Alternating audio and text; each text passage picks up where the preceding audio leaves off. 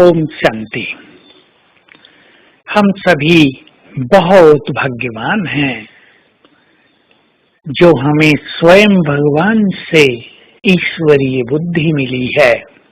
हम सब जानते हैं कि संसार में सबसे ज्यादा महत्व मनुष्य की बुद्धि का ही है।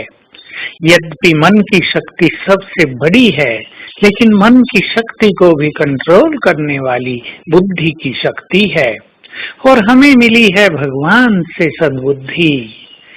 और सद्बुद्धि कैसे मिली? ज्ञान के माध्यम से हमें श्रेष्ठ ज्ञान मिला, एक एक सुंदर अनमोल रतन मिला, वो हमारी बुद्धि में समाता गया। बुद्धि को एक दिव्य विवेक प्राप्त होता गया, एक सूक्ष्म एनर्जी प्राप्त होती गई। उससे हमारी बुद्धि शक्तिशाली भी होती गई और डिवाइन भी होती गई। स्वीकार कर लें, मेरे पास ईश्वरीय बुद्धि है, दिव्य बुद्धि है।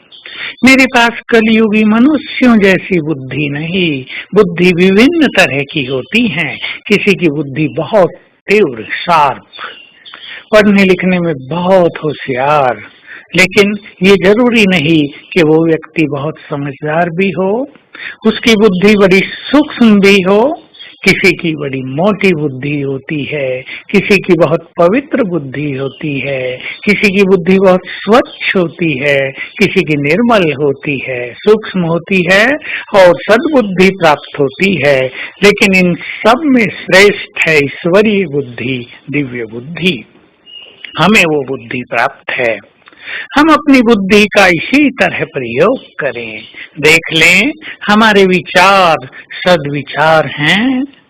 दूसरों के प्रति हमारे मन में कोई बुरी भावना, बुरी दृष्टि, क्रोध की फीलिंग तो नहीं है। ये ईश्वरीय बुद्धि का प्रमाण नहीं है। ईश्वरीय बुद्धि माना जिस बुद्धि में सदा ज्ञान रत्न घूमते रहे, जो ज्ञान में विचरण करती रहे, ज्ञान से ओतप्रोत रहे, ज्ञान का संपूर्ण प्रकाश जिस बुद्धि में समा गया हो, अज्ञान की जहाँ कोई भी जगह शेष न बची हो, ऐसी बुद्धि मन को सहज ही कंट्रोल कर लेती है, मन को एक अच्छी दिशा दे सकती है। यदि आप अपने मन को कंट्रोल नहीं कर पा रहे हैं, यदि आपका मन अननेसेसरीली आपकी इच्छा के विरुद्ध ही इधर उधर भटकता है, यदि आपका मन बहुत परेशान रहता है, यदि आपके मन में बेचैनी और अशांति रहती है, तो समझ लें आपके पास ईश्वरीय बुद्धि नहीं है। अब अपनी बुद्धि को डिवाइन करो, ज्ञान रत्नों से भरपूर करें। ऐसी जो आत्माएं हैं जिन्हें इस तरह कष्ट होता है मन के विचारों के द्वारा, वो जान लें कि हम मन को स्वयं कंट्रोल कर सकते हैं। स्वयं भगवान के द्वारा दिया गया ज्ञान हमारी बुद्धि में समाया हुआ है। ज्ञान में बहुत शक्ति होती है।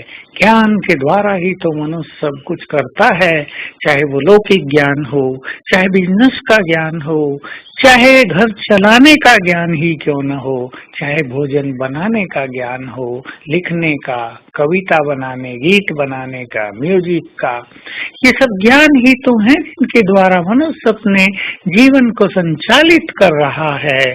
तो हमारे पास सद्विवेक है। यूज करें इस सुंदर विवेक का। और आज सारा दिन याद रखें, मैं दिव्य बुद्धि से संपन्न आत्मा हूँ।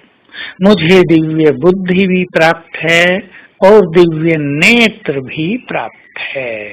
इस नेत्र के द्वारा हम तीनों लोक को देख सकते हैं, अर्थात तीनों लोकों की सैर कर सकते हैं। इस नेत्र के द्वारा हम अपने आदि स्वरूप को देख सकते हैं, अपने पूज्य स्वरूप को देख सकते हैं। चारों युगों में हमारे क्या क्या हीरो पार्ट रहे, उन्हें देख सकते हैं। हम इस दिव्य नेत्र के द्वारा, दिव्य बुद्धि के द्वारा अपने संपूर्ण पार्ट्स को देख सकते हैं।